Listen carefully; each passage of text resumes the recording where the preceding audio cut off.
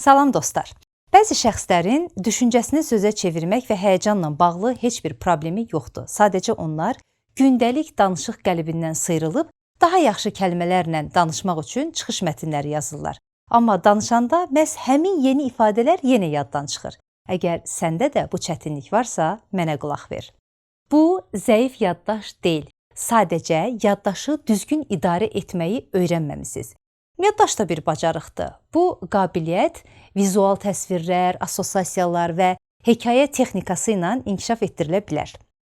Məsələn, əzbərləmək istədiyin bir siyahını sadəcə sıralamaq yerinə hər bir elementi göz önünə gətirdiyin bir obrazla canlandırırsan.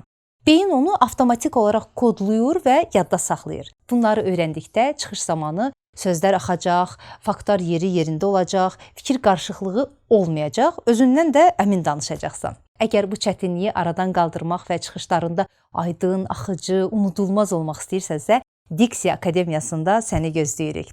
Çünki çox bilmək deyil, bildiyini düzgün çatdırmaq insanı seçilən edir. Yaxşı danışın, özü də əvvəlcə Azərbaycanca yaxşı danışın. Çünki indi Azərbaycan dili dəbdədir.